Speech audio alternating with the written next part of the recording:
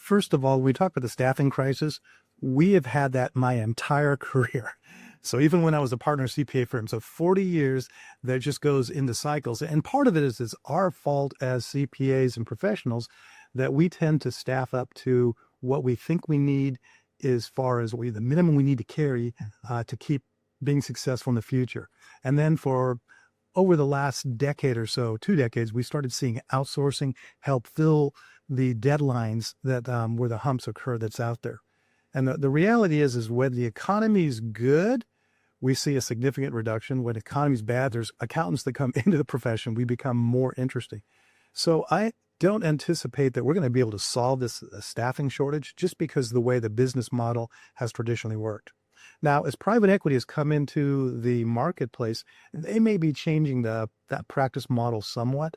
But we're seeing is they're focusing on the high value items, for instance, the advisory services, the consulting, and what they're counting on is automation for the traditional manual processes that many accounting firms do that is probably, like I said, not very profitable for firms. Those they're counting on the automation taking care of the low end and then having staffing available for those higher level advisory and consulting opportunities for their clients. Where does AI fit into a solution or a challenge? AI fits into the challenge, but it's not the way you think it is. When we hear about artificial intelligence, we think of agentic AI and as generative AI solutions that answer all the questions for you.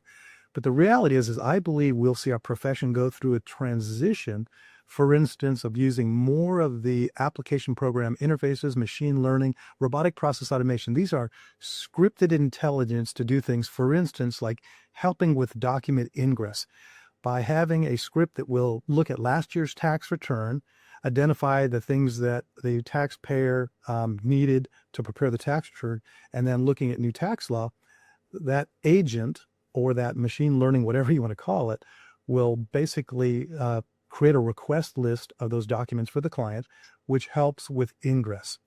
So if IT staff in the future are going to be more involved in data analytics, change management, workflow processes, sort of the next evolution of what we might consider infrastructure or information technology, what does that do to the current needs that got your firm to where it is? What does that do with having to manage that IT stack? Now, what we see is that IT stack that is unique to accounting firms is being highly automated and basically built very strongly by vendors like Rightworks. Rightworks has basically optimized the updates, the maintenance, the support, the expansion of the SANs, the customization of the servers to run tax applications as quickly as possible and everything. And so what we see is that change is happening so rapidly that no internal traditional IT people can keep up with that and optimize it for the accounting applications and the needs of the accountants. Is it fair to say that the IT of the future for these large firms is going to be focused on the high value things, meaning the data analytics, the AI, the automations, and that the IT that got you to today is not as relevant? What should a firm do with their IT needs that got them to today? Yep.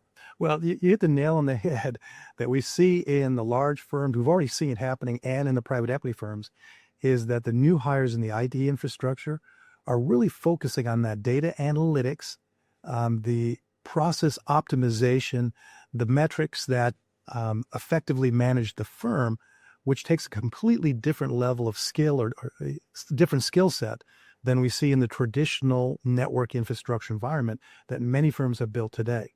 So regardless of whether your firm employs remote onshore or remote offshore employees, there's a unique security challenge that they are facing. Talk to me a little bit about what those challenges are. Well, what's unique about our profession is not only do we have access to client data internally in our organization, but we have access to our clients' data. Think about the standard client accounting advisory practice where your Kaz team has access to clients' bank accounts, credit card statements, investment accounts, even their payroll to do weekly payroll processing. And so one of the unique needs we have to face is we have all their logins and passwords, and we have to manage that as securely as we manage our own logins and passwords that are out there. And so it's particularly important if you're using offshore employees to make sure that you don't compromise your client's data by using contractors externally, which you may not have total control over. And so we've seen the adoption of tools, specifically Rightworks, our Protect product, that basically allows remote workers to only access the client resources that they need to do to get their work done without exposing their passwords or access to those accounts. So with Cloud Protect, whether I am onboarding an employee overseas or remotely or even in the office, talk to me about the onboarding process, how Cloud Protect makes it simple and easy to ensure that secure access to all of the client data. Yes, in many firms, Kaz practices, there's seriously a spreadsheet that has all the clients' logins and passwords that are out there.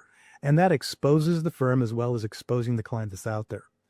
By putting it into a product like Cloud Protect, what happens is beyond the administrator, the users of that packet do not have access to those passwords. So you can assign specific work to people to process the payroll, to do a monthly financial statement. And if that person decides to leave the organization or maybe go on vacation, go on family medical leave, basically that work can be assigned to someone else very easily, just like a new hire onboarding, where they're assigned that work. They get authorized to go into those accounts. They do the work and they get out. And then afterwards, if they're no longer working those clients, the administrator can take them off their list.